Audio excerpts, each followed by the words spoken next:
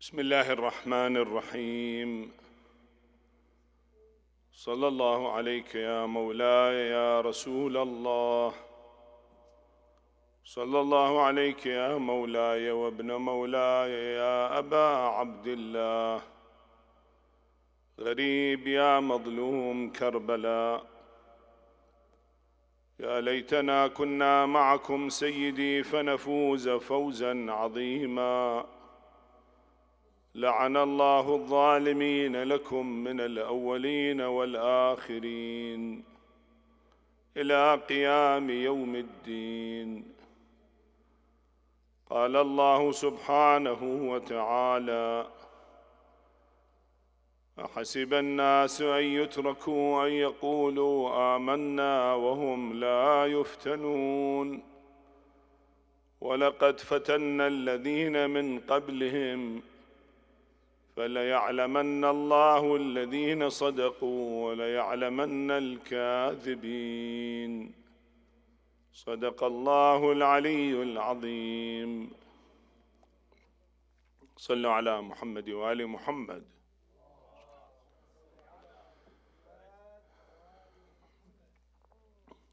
In this ayah I have just narrated the general translation. But Allah subhanahu wa ta'ala said, do the people think that they will be left without testing them, without testing their faith, without knowing them if their faith is strong or not? And we have tested the people before them. وَلَقَدْ فَتَنَّ الَّذِينَ مِنْ قَبْلِهِمْ. If we study the Holy Quran, we see the stories of previous prophets. All the followers of the prophets were tested to see whether their faith is real or fake, whether they came with emotion or with understanding.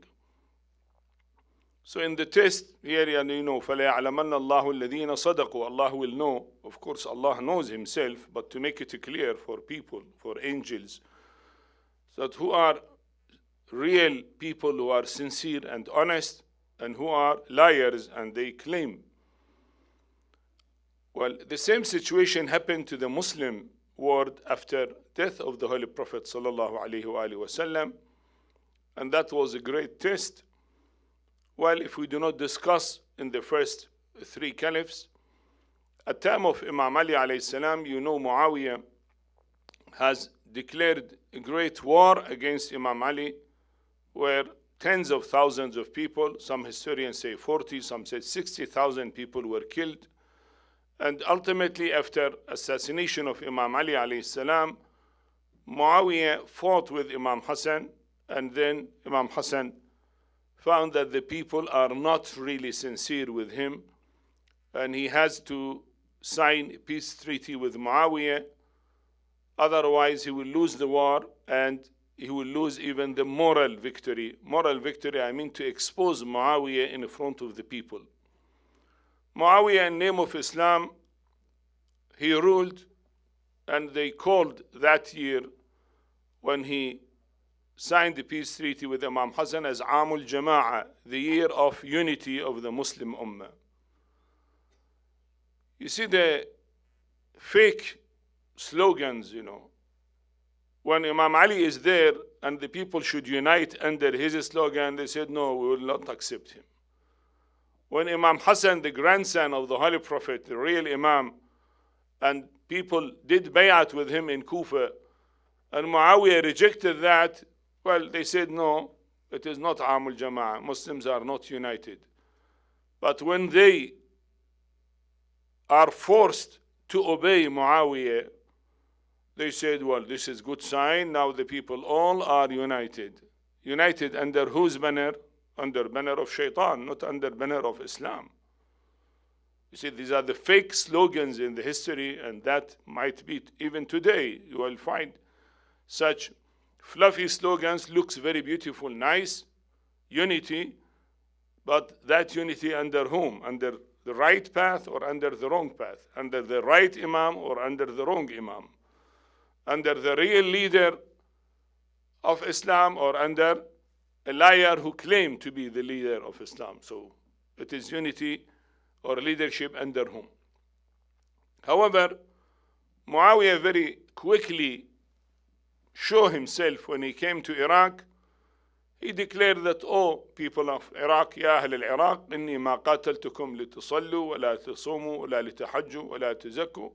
Oh, people of Iraq, I did not fought with you in order to offer a prayer or fast or go for Hajj or pray zakat. And I know you are doing all these things, but I fought with you وإنما قاتلتكم لأتأمر عليكم, in order to be the leader upon you. وقد مكنني الله من ذلك. Allah allowed me to be the ruler, and every thing that I promised Imam Hussain is under my feet. All the conditions that he signed and he has accepted to give to Imam Hussain, he said all of them under my feet. And then from that time, he declared that the covenant and writing a treaty between two people has no value, while Islam is saying وَأَوْفُوا بِالْعَهْدِ إِنَّ الْعَهْدَ كَانَ مَسْئُولًا. You have to fulfill your promise and fulfill your covenant. If you have a covenant, if you have peace treaty in Islam, even if with non-Muslims, if you have a peace treaty written, you have to observe it, you have to respect it. Otherwise, what value will remains for a human word? So whatever people will say has no value, while Islam gives a great value for honesty, for the people to be truthful. Whatever they say, they have to fulfill their promise. But here Muawiyah said, well, all the conditions that I wrote in the peace treaty and I gave it to Hassan ibn Ali is under my feet. And then after that he came even to Medina. The people of Medina, well, because now he is the caliph, well, they came out and they welcomed him. He came to the mosque and he sat on the pulpit of the Prophet. They told the people that, oh, people of Medina, I know you do not like me. And I know that your love and your wilayah is not with me. And you are with Imam Ali. But then, by force, I came to rule here. And I am the ruler, you have to accept me in that way. So even there he declared that the majority of the Muslim Ummah were forced to accept him. Why? Because there was many head of the tribes. Muawiyah gave them money, huge money. And when head of a tribe accept Muawiyah, all the followers, maybe 5,000 soldiers, 10,000 soldiers, 2,000 soldiers, whatever number of soldiers in that tribe, all will follow their president of the tribe, head of the tribe.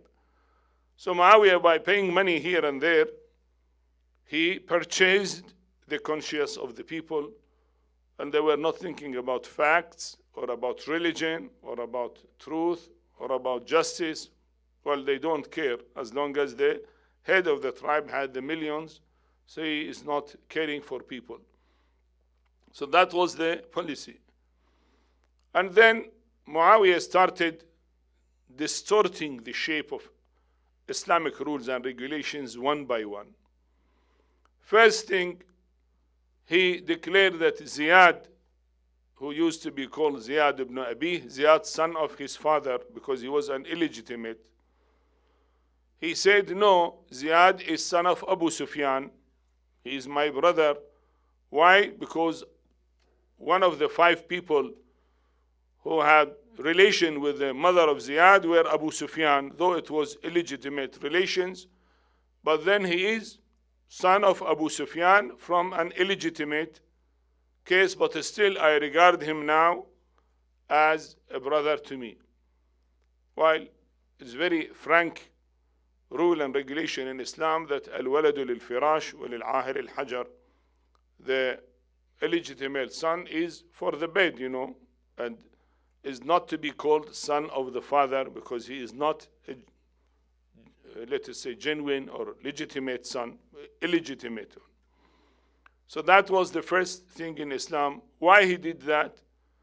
Because Ziyad was at time of Imam Ali alayhi salam, one of the leaders at time of Imam Ali. Now after Imam Ali, Ziyad was a very strong man. He knows the Shias in Iraq. He was one of them. He was among them. So he purchased his heart and told him that I will make you ruler of Iraq if you come to my side.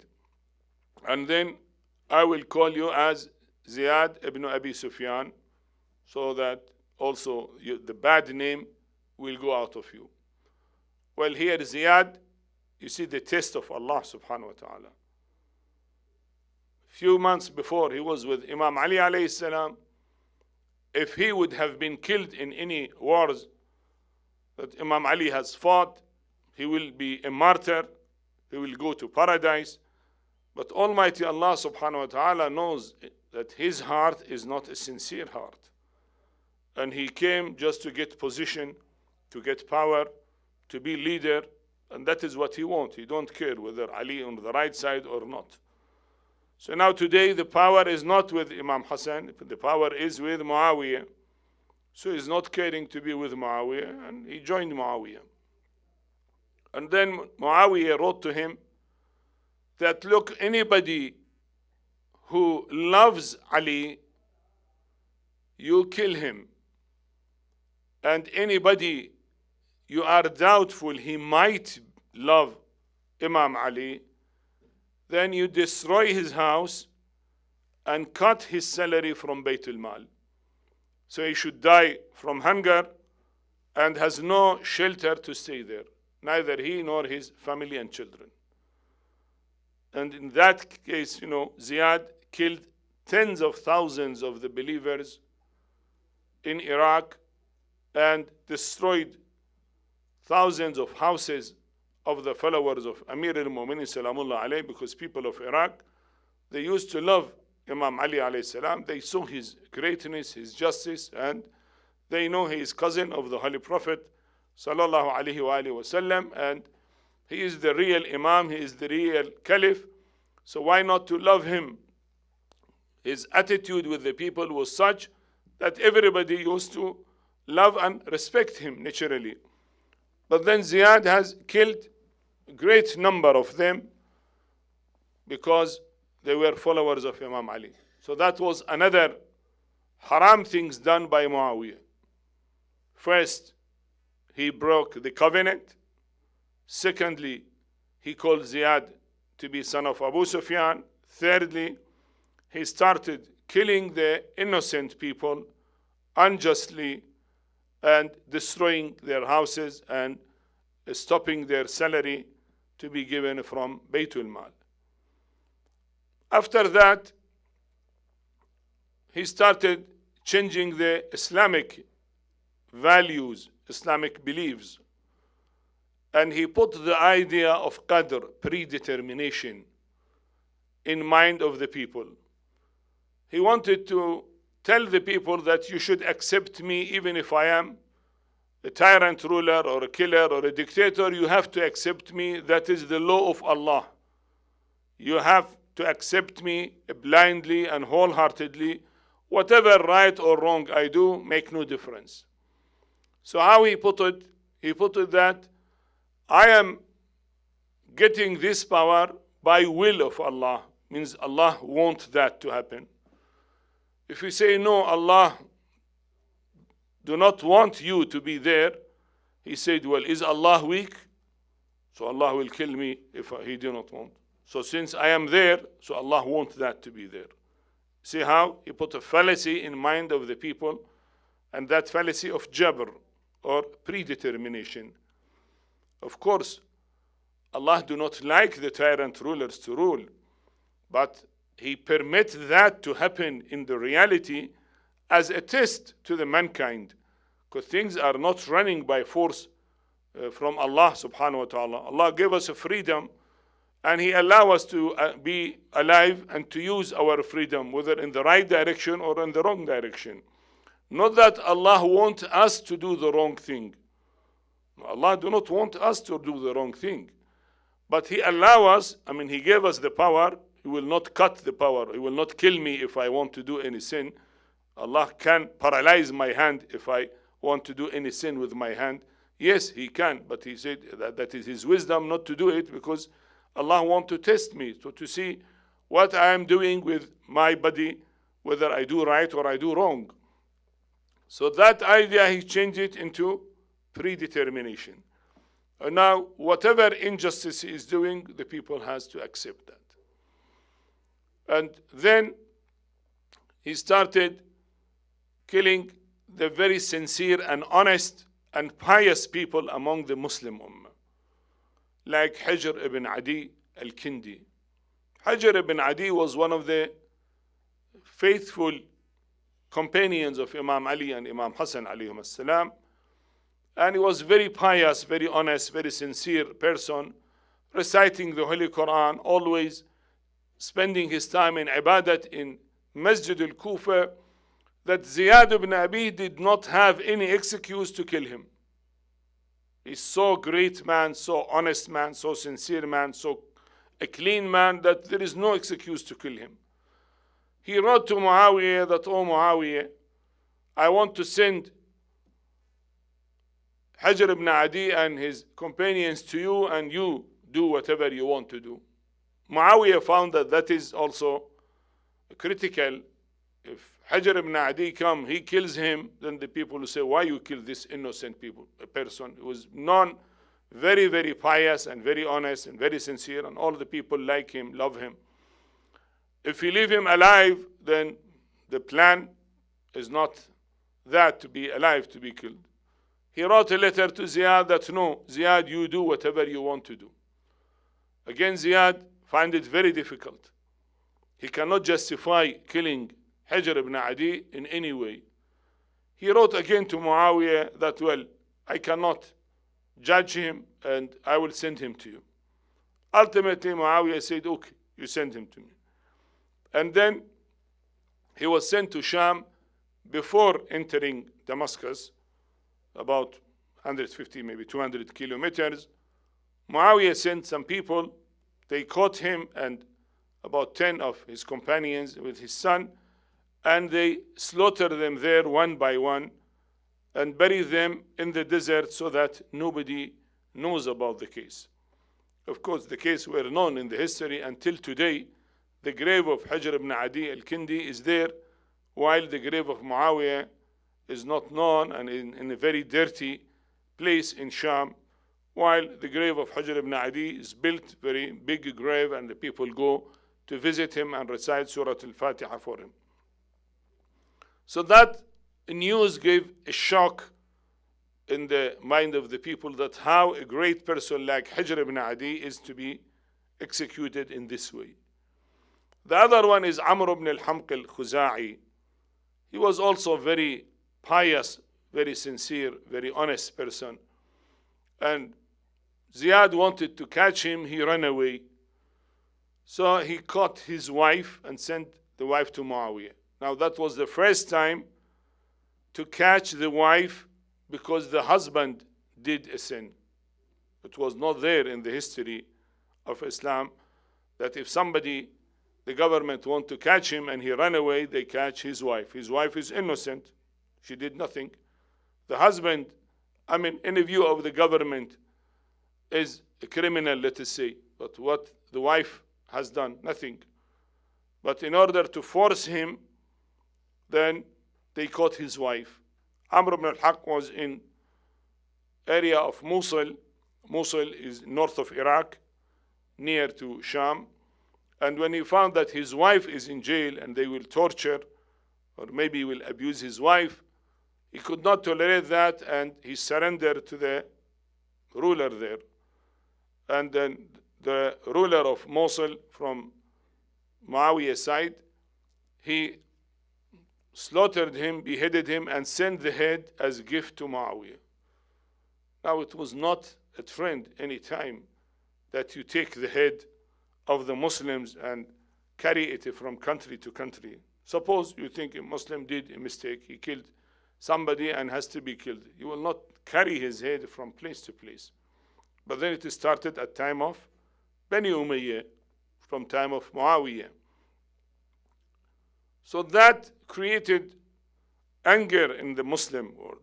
Imam Hussain alayhi salam, who lived in that era, he wrote many letters to Muawiyah that, "Oh Muawiyah, you have broke the covenant between you and my brother Imam Hassan, and you killed innocent people like Amr ibn al-Hamq al-Khuzai and Hijr ibn Adi al-Kindi and their companions, and you have killed Shias of Imam Ali alayhi salam, while one of the main points were there that you should not touch any one of the Shias of Imam Ali." Well, Muawiyah wrote a letter threatening Imam Hussain that, "I heard you want to take a stand against me, and if you take a stand means that you have broke the covenant between me and you and your brother, and I warn you if you do that." So Imam Hussain wrote a letter telling him that he already broke the covenant, and these are the problems and the mistakes he has done. So many letters mentioned in the history between Imam Hussain and Muawiyah, and Imam Hussain used to criticize Muawiyah very frankly. But then Imam Hussain knew if he take a stand at time of Muawiyah, not only materially he will not get victory, but even morally there will be no victory. How? Because Muawiyah was very diplomatic. He might not kill Imam Hussain, may catch him and make him as a captive and then free him, and he say, "Well, you are freed like your grandfather freed us, Abu Sufyan and Muawiyah were freed at time of the conquering of Mecca, when the Holy Prophet ﷺ entered Mecca and freed people of Mecca.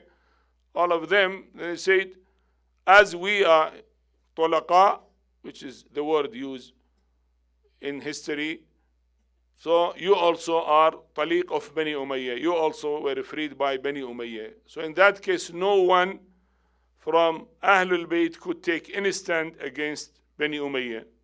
Because the people will say, "Oh, the other day, your Imam Hussain took a stand, and then Muawiyah was very kind to him and he freed him. Now you also are breaking the covenant and taking a stand again and again, so you are creating mischief and so on."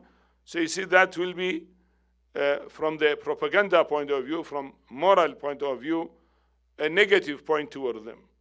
So Imam Hussain knew that the policy of Muawiyah is such that there will be no victory, but still tried to make the people aware of the wrongdoings of Muawiyah and preparing the ground for the people to accept any stand against Bani Umayyah, maybe after Muawiyah.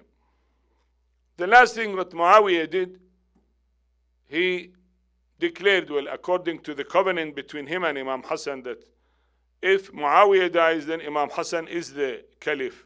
And if Imam Hassan is dead, then Imam Hussain is the caliph. So that was signed by Muawiyah in the peace treaty. Well, then Muawiyah also broke that part of the peace treaty, and he declared Yazid to be the vice crown, or let us say, the caliph after him. Yazid were very corrupt personality. He did not live in a Muslim area. He lived with his uncles, because his mother were non-Muslim, and she was divorced by Muawiyah, so she took her son Yazid, and he lived in a non-Muslim area. So he was a drunkard and playing with the monkeys and has no faith, mischievous person, and has no belief in Islam in that way. So such personality the people were not accustomed to accept. But then it is the force to do that. And then when Ziyad ibn Abi felt at time that Muawiyah is not very much satisfied with him, you know, the rulers, they use some people for a purpose, and after some time they change them in order to say, well, that man was bad, I am getting a better person. Well, he fulfilled the aim of the ruler himself, let us say the king or the president or the caliph, but then an excuse in front of people that, oh, people of Iraq, if Ziyad was bad to you, then I am sending another one who is good. So I am not to be blamed, and Ziyad to be blamed. So Ziyad realized that Muawiyah's mind is changed toward him, and he came in a visit to Sham, and he told him, oh Muawiyah, why don't you appoint your son Yazid as caliph after you? Well, Muawiyah was not really believing that is possible. He said, is it possible? He said, why not? I'm getting oath from people of Iraq, and then other that you have in Mecca and Medina, and you are in Sham, so we take the covenant from the Muslim Ummah by force. I am ready to do that. Now Muawiyah, that find that he is doing another plan for him, he said, okay, you go back to continue to be a ruler of Iraq, and then by force, Ziyad ibn Abi, the people either they accept Yazid or are killed. Well, naturally, when there is a sword to kill you, you have to accept whatever the tyrant rulers will say. Now then, Muawiyah came for Hajj to Mecca and Medina, and in Mecca, when the people were in Masjid al-Haram, he appointed certain people with swords on head of Imam Hussain and Zubair and others who know that they will reject what he says. And he said, if they say any single word, you kill them right away there. You know, the people in Ihram, they do not carry any arms, with them, but, well, those like were the police of Muawiyah, and they carried arm with them. So they were there, and Imam Hussain realized that he is surrounded by people to kill him if he say any word. And Muawiyah said, oh people, I have appointed my son Yazid as the caliph after me. And Hussein ibn Ali accepted that, and Abdullah ibn Zubair accepted that, Abdullah ibn Umar accepted that, all of them accepted that. Now Imam Hussein could not say no, otherwise he will be killed right away. Same thing for Abdullah ibn Zubair and Abdullah ibn Umar and others. So when they kept quiet, and then propaganda of intelligence of Sham were among the people, they said, yes, yes, we accept, and the rest of the people said, yes, we accept, and he took bay'at with mockery from the people to accept Yazid. So that was, the situations at that time. That is why we see Imam Hussain alayhi salam realized that the change of shape of Islam is becoming so great that nothing of Islam will remain. When such dictators are called as caliphs and are respected, and in books they mention high of them because they have controlled the media and the propaganda at that time, and they will not mention about their crimes and killing of the innocent people, naturally what to do in that way. Then Imam Hussein, if he take a stand at time of Muawiyah, as we said, he will fail, So he waited for the time to change till the time when Muawiyah died, and the news came that Yazid became the ruler of Sham, and he declared himself as caliph of the Muslim Ummah.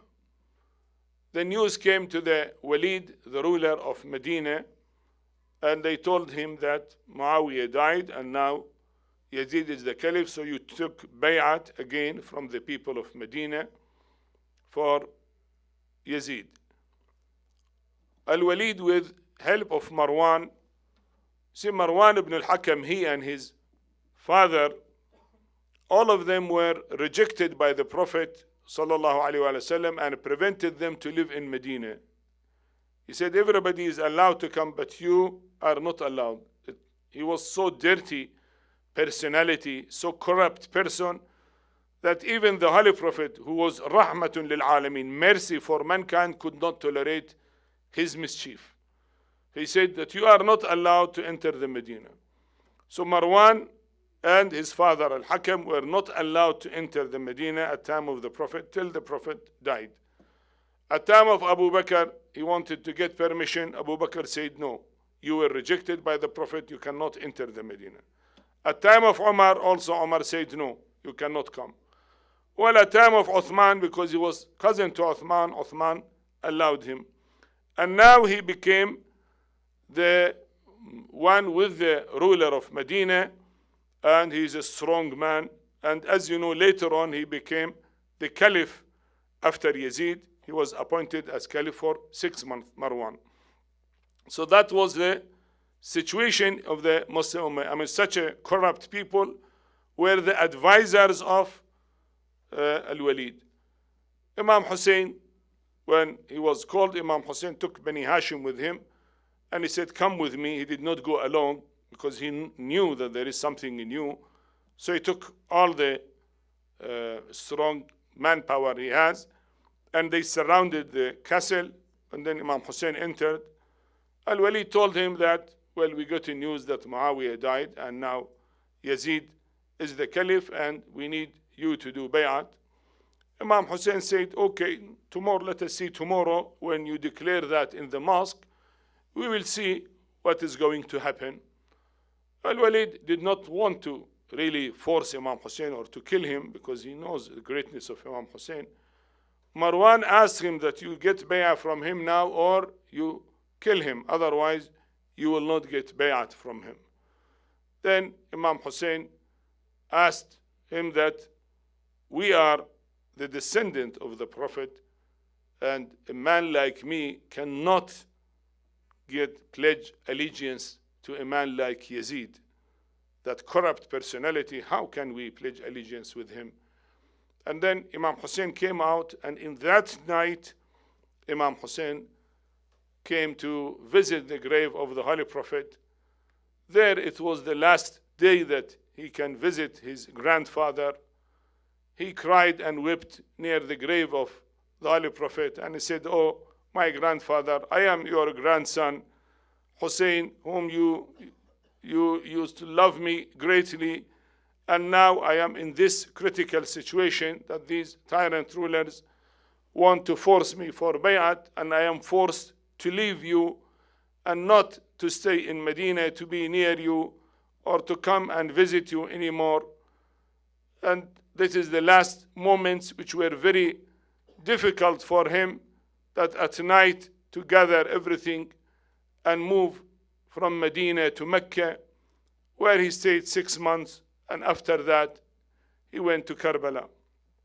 Inna lillah wa inna ilayhi raji'un, wa sayalamu alladhina zalamu ayya munqalabin yanqalibun, wal aqibatu lil muttaqin.